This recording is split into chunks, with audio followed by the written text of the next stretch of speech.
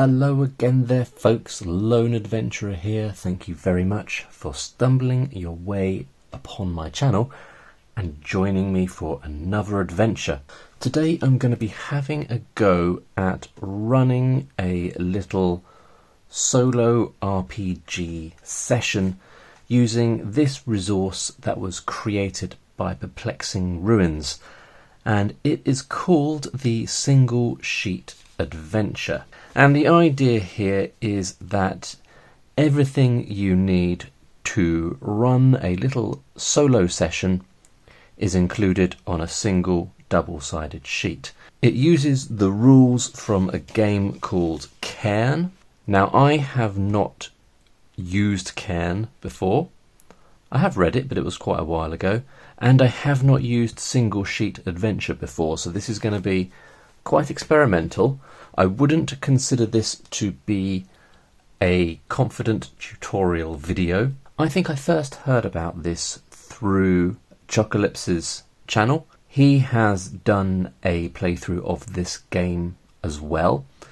I would recommend checking that out. Naturally, I'd recommend you watch my video first, but there'll be a link down in the description to his playthrough, which I recall very much enjoying at the time. So we're going to create a character and we're going to have a go at using this to play a little game. So I'm going to give you the vaguest of overviews here. We have got a little area here for our character information, and we've got an area here to draw an overland map. And then around there we've got a whole bunch of different tables related to exploration and encounters. Over on the other side we've got a little area to record locations and NPCs. Might be using that, I'm not really sure. We've got some enemies, like a little bestiary down the side here. We've got some tables to allow us to roll up some quests, some items, some descriptive stuff, some character stuff, and some settlement types and names. And that is largely it.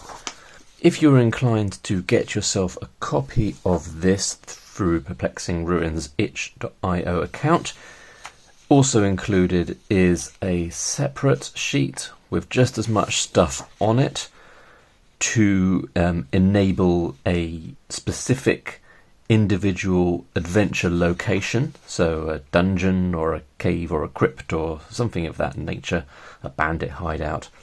And it gives you everything you might need for that, including some additional beasties by the looks of things, and some encounters, stuff you might find on a corpse, all that sort of stuff.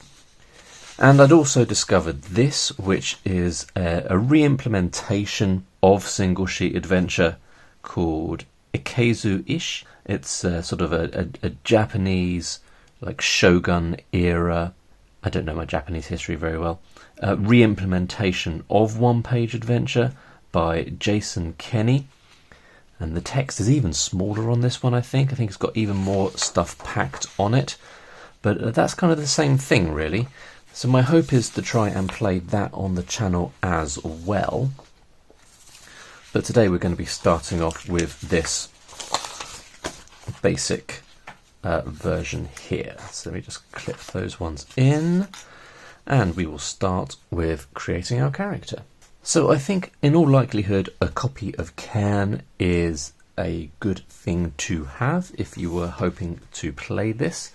It's a really small rule set. We've got a page count at the end. Yeah, it's about 20 pages long, and 3 of those pages are spells. It's really straightforward. So that's going to be nice because I can't remember it off the top of my head, but I should be able to pick it up as we go through the video. So yeah, character creation. First, choose or roll your PC's name and background from their respective tables. So we've got some names and we've got some backgrounds. Just wondering if Perplexing Ruins has included similar things on here. Yeah, we've got some names down in this area. We've got some races, some types.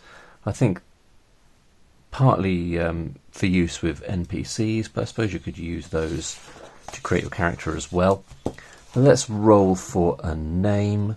Let's go for a female character. Rolling d20. 16 gives us Sybil. Good name. And there's no room for a background here, but I quite like the idea of having a background. So let's add in a background, shall we? And this is also a d20 table. 3 gives us a butcher. I'm not sure I like that one. 10 gives us a hunter. Sybil the hunter. What next? To say a PC's background informs their potential knowledge and skills. Next, roll for your character's traits, appearance, speech, mannerisms. Maybe we'll leave those things out. That's kind of cool though. Maybe we should do those things. Yeah, let's do it. Appearance, speech, mannerisms. We'll add some more details down the side here. We need a D10 there. Physique.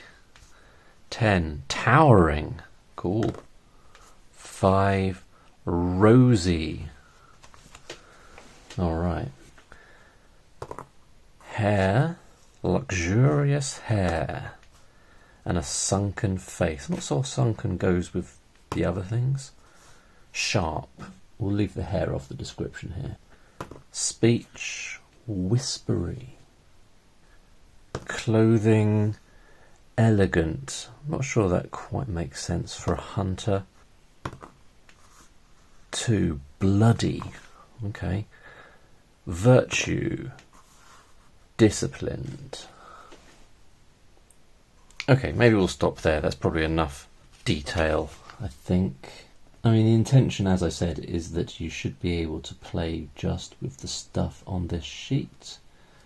So that stuff isn't necessarily required, but I thought I'd roll on a couple of those tables anyway.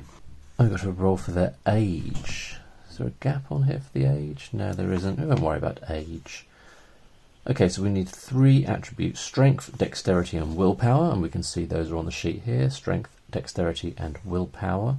Now we've got a circle and a little square next to it. I'm not sure why we've got 2 areas to write each number. Maybe that'll become clear as we are going. So what we do is we roll 3d6 for each character's ability score, and then we may swap any 2 of the results. So maybe I need a little bit of scrap paper, or maybe I'll just lightly write it in pencil the first time. Alright, so we'll start with strength. Oh, that's pretty good. 14. Dexterity is low for 5, 6, 7. And willpower is fairly decent. 9, 10, 11, 12. So I think I'm going to swap over willpower and dexterity. I feel like a hunter should probably have some degree of dexterity. I'm not sure the different situations that these stats are used in yet, but that would be my instinct. And then we'll be left with a slightly low willpower. What is AC? Alright, so AC I think refers to your armor score. AC tends to stand for armor class. I don't think you have an armor class specifically in this game. I'm not really sure. I don't really entirely understand what an armor class is, but you do have like an armor number score in this game, and I think that's probably where we put it. But let's push on. We need to generate our HP, which in this game stands for hit protection, which reflects our character's ability to avoid damage in combat. HP does not indicate a character's health or fortitude, nor do they lose it for very long. See healing on page 11. Don't know how that works yet, but let's not worry. If an attack takes a PC's HP exactly to 0, the player must roll on the scars table. Alrighty. So we need HP. Oh, 1d6. Okay. 3. Seems very middle of the road. So inventory, it says we have potentially a total of 10 inventory slots. Now there's no inventory section here, just weapon, armour, helmet and shield. I don't think there's anything on here about weapons and armour. It's got mundane items, special items. Yeah, so I guess we need to turn to the book for those things. So yeah, you have 10 inventory slots. 6 in a backpack, 1 for each hand, 2 for upper body, and the backpack can also double as an emergency sleeping bag.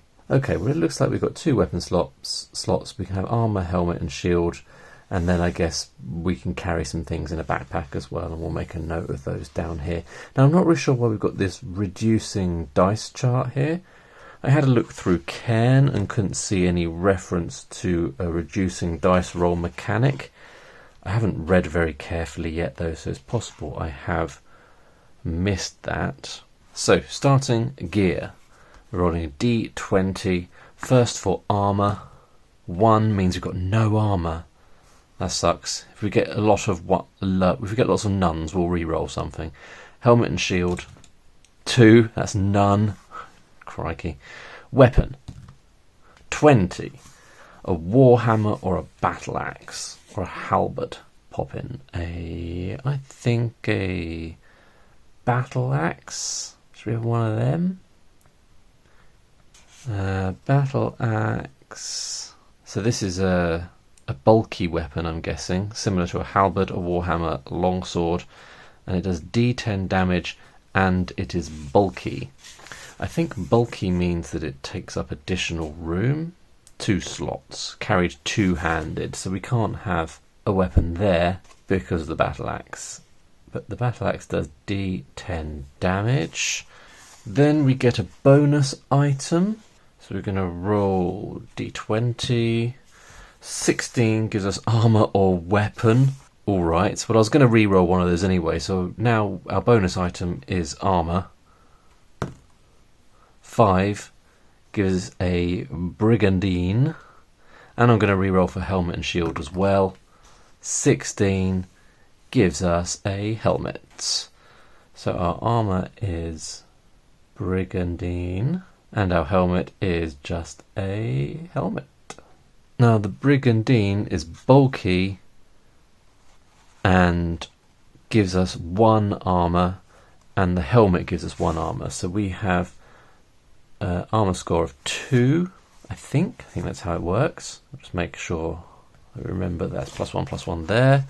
And we've got no shield, no additional items, and that is that. I think that's the end of character creation.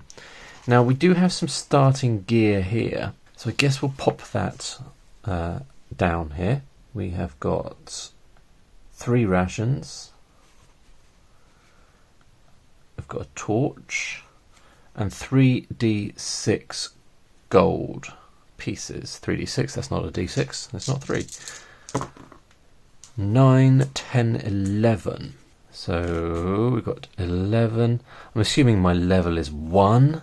I haven't really considered levelling up yet. I'm not seeing anything about levelling up. And there's no level point or level location on the Cairn character sheet there. So that is a mystery. That will remain a mystery for now, levelling up. Maybe it's just something you can manage yourself if you're so inclined. Right, so we've got our character ready to go. So I guess we need to generate some kind of settlement in which we will start, and then see if we can find some of these tables to put ourselves in a position of our character wanting to do something. So we need a settlement, a starting location. And looking on here, we have a little settlement name generator, so we can do that. Let's roll up a little settlement. So we've got prefixes and suffixes. We've got 3 different options, 3d6 options. I'm not sure how we choose one. Do we just choose one at random? Let's go 1, 2, 3, 4, 5, 6. middle column. Thorn Valley. Thorn Valley. I like it. Alright, so we'll start by using this little location tracker here since we've got it. So we are starting in the town or village of Thorn Valley. And this is where Sybil finds herself. She's retreated from the wilderness temporarily, where she's doing her usual hunting thing, and she finds herself in Thorn Valley. Now, where is Thorn Valley going to be? Shall we just pop it sort of in the middle, roughly? So let's draw some houses. Teeny weeny houses. Now, I think it might be the fault of my printer that the hexes have not come out too well, so you can't really see them brilliantly. But there we go, that's Thorn Valley. I'm going to put a little 1 there. And what is Thorn Valley like?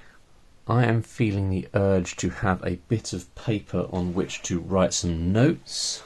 Alright, so let's make some notes about Thorn Valley, because we have got a couple of little tables here on the sheet to give us a few details about it. Thorn Valley is a fearful place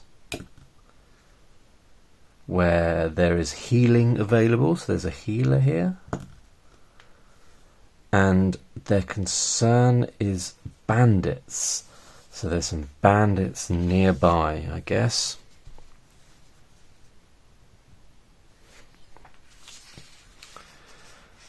Okay, so we've got bandits nearby, but we've also got a quests table here.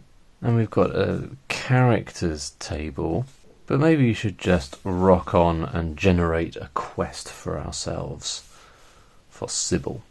So let's do that. Now we've got the concern about the bandits, so we could try and help Thorn Valley with their bandit problem, but let's also roll up a quest. So the quest table, we've got 1, 2, 3, 4, 5, 6. We've got 6 different types of quest. So really, we need to be rolling 2 dice, green and purple. So the green dice will give us which type of quest, and then the purple will give us the specific quest. 3, 3. Steal or capture. Knowledge. So I'm not entirely sure what that means. I guess I've got to go somewhere to gain some information for someone. So who are we gaining information for? Well, we've got some character tables over here. So let's see who we are gaining the information for. 4 gives us a halfling.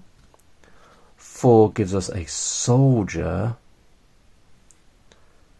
And 3 gives us that they are modestly well off. Let's get a name. Let's go for this middle male table here. 1, Storn. Okay. So Storn, the halfling, has sought our help to gain some knowledge. So I guess my question is the knowledge related to the bandit problem that Thorn Valley is having? Now we've got a little oracle table down here, so we can roll a d6 and get a yes or no answer with degrees within that yes or no answer. So 4 gives us yes, but. So the knowledge that Thorn is seeking, not Thorn, sorry, it's the name of the place. What was the name? I've immediately forgotten the name. Storn, that's why I thought it was Thorn. So the knowledge that Storn is seeking is related to the bandits, but not directly to the bandits. So I think, while I have not done a huge amount of this sort of creative solo role-playing, my understanding is that the best way to handle these things is to roll on a couple of tables and then just to sort of make a decision, especially if something sort of pops into your mind and it seems logical, you just go with that. So Storn, the halfling soldier, seeks our help in order to find out something about the bandits, not directly about the bandits though. So I think he is sending us out to gain some information about where the bandits are, but the source of that information is not the bandits. So he has heard of another individual somewhere out near Thorn Valley, but a little bit of a trek away. Another individual who is going to help Storn, or who has knowledge that will help Storn find where the bandit camp is. So I'm going to make a little note about that. So I've written that Storn, a halfling soldier, wishes for us to seek out Rebecca, a human noblewoman who knows where the bandits are camping. So I also rolled on the table to get the name Rebecca and the fact that she is a noble. So we need to work out where we are going. And it says here, for quests, you roll d6 to determine which direction and d4 to determine how far away. So we're going to start up at the top here. So if we were to roll a 1, we would be going in this direction. And then we'll go clockwise. So if we were rolling a 6, we would be going in this direction. So 2 means that we're going to be going up that way. Or that is the direction to Rebecca anyway. And our d4 will tell us how far. 2, so not too far away. So this location here is going to be where Rebecca is. Now she's a noble, so I reckon she probably lives in a fairly posh house, like a country house over here. So that is what we are going to say. So that is it. That is our quest, as it were, for the time being. Getting over there, speaking to Rebecca, and hopefully finding out where the bandit camp is. So this is it. We need to make a move, really, don't we? We need to get out into the world. So how are we going to do that? We're going to be predominantly using tables from Perplexing Ruins' sheet here. We've got an explore die. So when you go to a new hex, presumably, we need to roll on that table to see if anything crazy happens. Next to that, we've got a terrain table, so we can work out what the terrain of the location is that we are moving into. Then we've got a new terrain table, so if we were moving, say, from mountains, we would roll to see whether we're moving into the same terrain or new terrain. That's quite cool.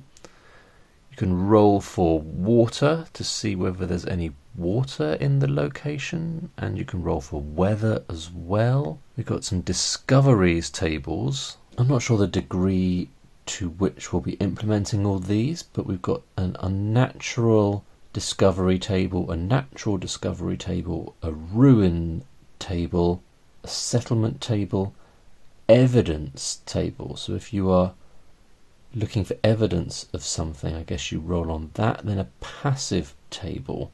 So I guess you can roll on that to see whether you come across one of those things. I'm not entirely sure how that works. We've got dangers, unnatural, hazard and hostile. We'll roll on the explore table and we'll see whether it leads us to anything else. There's a discovery table down here. Oh, that links to the explore die. We'll see how it goes. So Sybil is going to leave the safety of Thorn Valley, leave the ominous sense of fear behind her, leaving behind her a place that is clearly tormented, and tormented in particular by this bandit threat. Luckily, some of the local halflings have taken it upon themselves to tool up and take the threat on, but they need to know where the bandits are. So we're going to go out and we are going to seek out this Rebecca and see whether we can find out some information for them.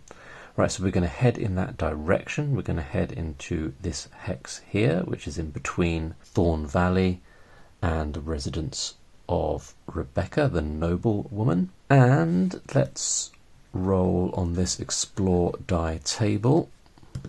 3 means nothing of particular interest happens here. But what kind of terrain is it going to be?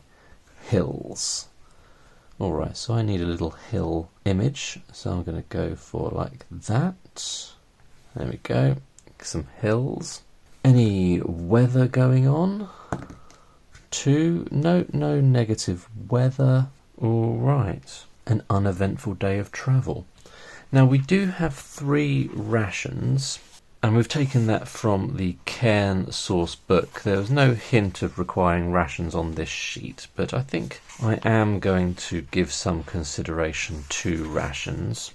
So you can lose your ability scores, or your ability scores can be reduced. I'm just looking through for information about rations and I've just spotted that. And so that's why we've got that little square there, because our ability scores can get reduced down.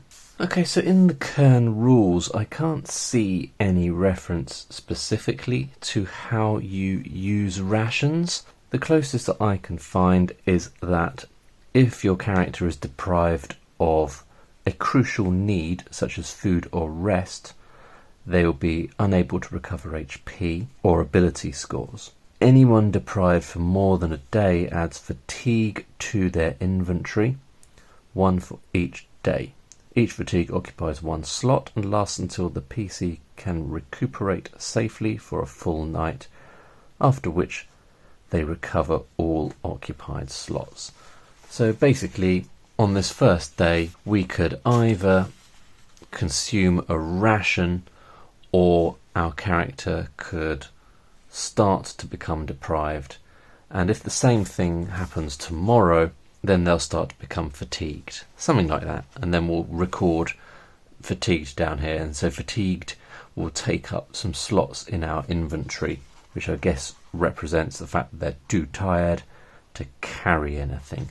Now I did notice while I was looking around for that not only have we got the explore die and then a terrain table, over here we've got encounter by terrain. So we could potentially also have an encounter at this location. And that could be an interesting thing to do. Probably means we'll end up fighting something. I guess it's got to happen eventually. And I can't see any reference on the explore die to encounter, which makes me think it's a separate thing. The explore die can give you an omen. We've got an omen table down here. It can give you a discovery. We've got a discovery table here, but that makes no reference to an encounter. And danger. Danger does lead to an unnatural entity, a hazard, or a hostile, which is an encounter. Okay, so we don't need to roll on the encounter table unless we roll a 6 on the explore die. So this day is going to finish uneventfully. We'll spend the night in the hills. I might start doing a little day tracker as well. I quite like tracking the days, so I'll do that over here. So I've just written that we're travelling through hills and that it's been uneventful. We could consume a ration, but maybe we'll just hold off for this evening. I've thought about maybe allowing the character to do some hunting, since they are a hunter, but I'm not really sure how I would run that, so we'll just leave that for the time being, and we will head the next day into the location where Rebecca lives. So maybe we should give this manor like a name. Let's make it a bit more memorable. Yeah, so let's give it a settlement name, and we'll just bung manor on the end and see how that sounds. So this one here, 6 is High Haven Manor. That does sound pretty good actually, doesn't it? So location number 2 is going to be High Haven Manor, the seat of Sybil, not Sybil, wait for it, that's me, of Rebecca. Sybil, having made her way through the hills, finds herself at High Haven Manor. Probably there will be a boundary wall, and she'll be met by someone of the household, maybe a guard of some kind, and perhaps she'll have to convince this guard to let her in, maybe? We've got a reaction table here. It looks like a way of judging an NPC's reactions. And we've got a motivation table. We could consider someone's motivation or interests.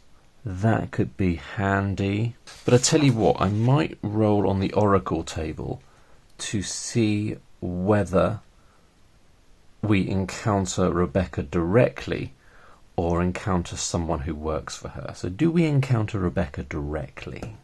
2, no. Alright, so we are going to encounter a guard, let's say.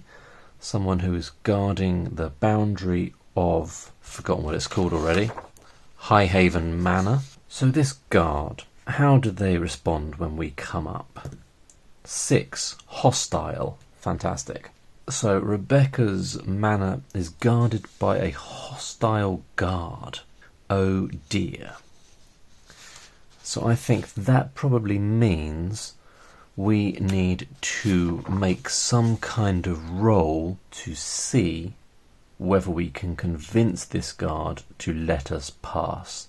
Since they are hostile towards us, we'll need to do a roll. A save is a roll to avoid bad outcomes from risky choices and circumstances. We'll roll a d20 for an appropriate ability score. If we roll equal to or under that ability score, we pass. Otherwise, it's a fail. Fairly simple. So our ability score, I think we're going to have to be using will, aren't we? So willpower used for saves to persuade, deceive, interrogate, intimidate, charm, provoke, manipulate, spells, etc. So we're going to try and charm. Sybil's going to try and charm this hostile guard. Chance isn't really on our side here because we need to roll equal to or under 7.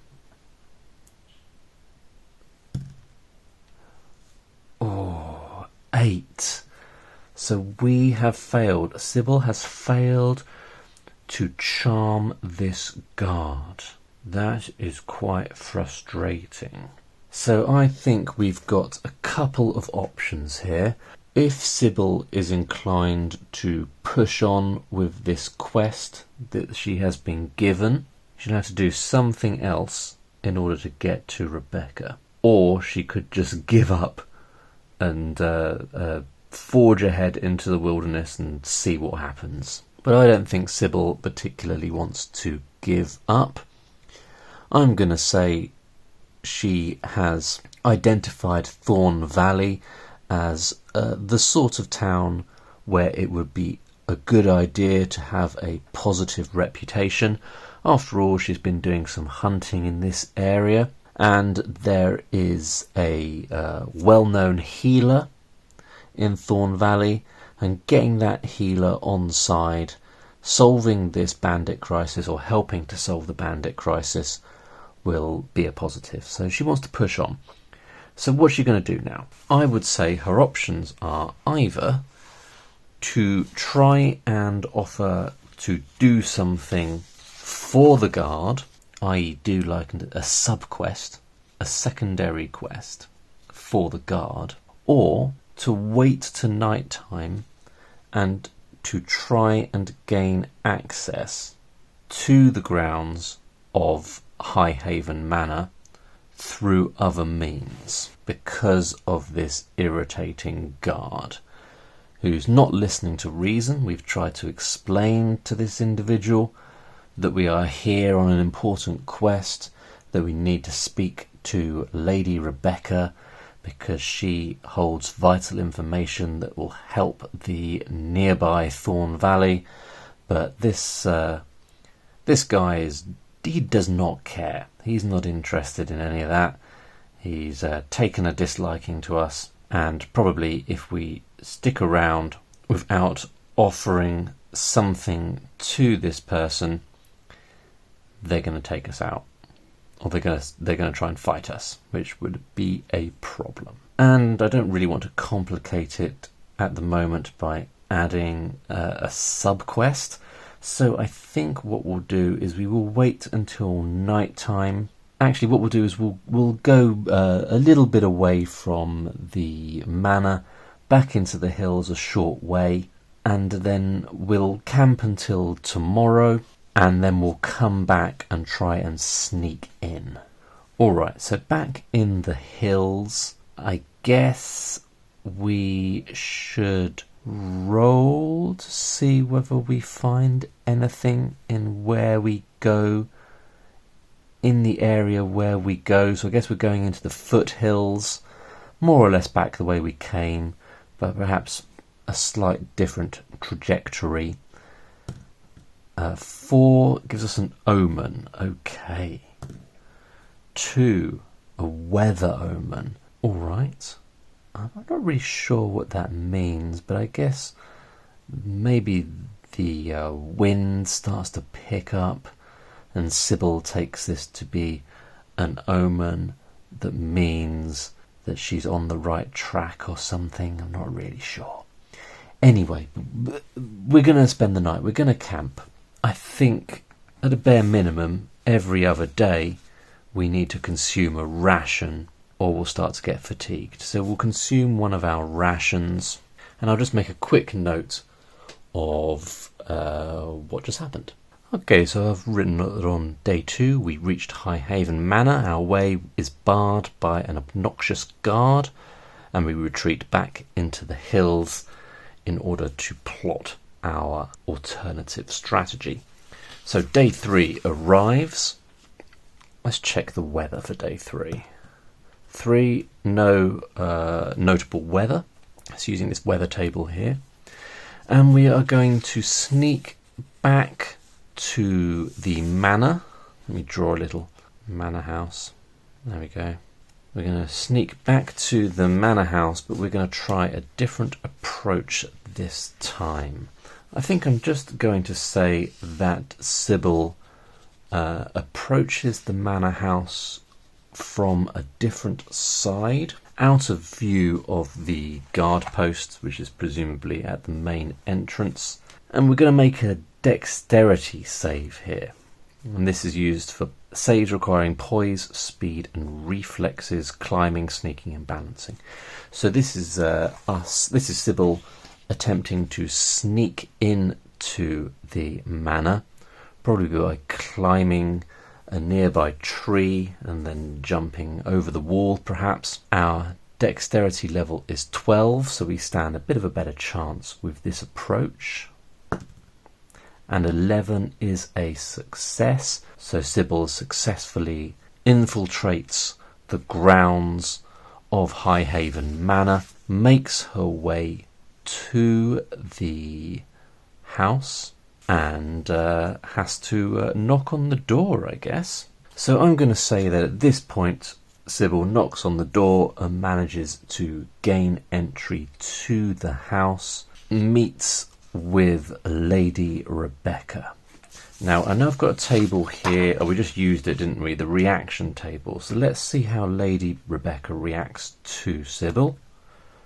4, she is a little wary. She is wary of us, as you would imagine, since we are a sort of a rough around the edges hunter type character with slightly bloodied clothes. So understandably this fine living lady is a little bit wary about us. I don't really blame her. But we explain to Lady Rebecca that the villagers in nearby Thorn Valley are in need of her help. They are under the impression that she knows where the bandits are located. These are the bandits that have been tormenting the local area. For some reason, Lady Rebecca knows exactly where they are. Why does she know? Well, I suspect probably she was travelling back to the manor, having been on some trip somewhere, and she was ambushed by the bandits and overheard where they are encamped. And I suspect, given the fact that she was ambushed by the bandits, she'll be more than happy to tell us where they are. Probably she wouldn't if her reaction to us had been hostile, but because she's simply wary, I think she's probably happy to give us that information. We're going to say that she has given us the information and that we can now take that information back to the soldier, the halfling soldier Storn, and tell him where the bandits are camped. Alright, I think I'm going to pause the video here, folks. I'm going to make a little note about day 3, and then we'll carry on in another video very soon in which Sybil will travel back to the village and inform Thorn, and we'll find out what's going to happen next. Hope you enjoyed that, folks. That was the single sheet adventure created by Perplexing Ruins, which uses the Cairn rule set. Let me know in the comments below what you thought about that. Let me know what you thought of the approach, whether you think it worked, whether you thought I was using the sheet to the best possible use. I like it as a resource. It's quite flexible. It's got lots of information on there that can help you put together an adventure, and I think we've probably made a pretty good start on one. Thank you very much for watching. See you in the next one. Bye for now.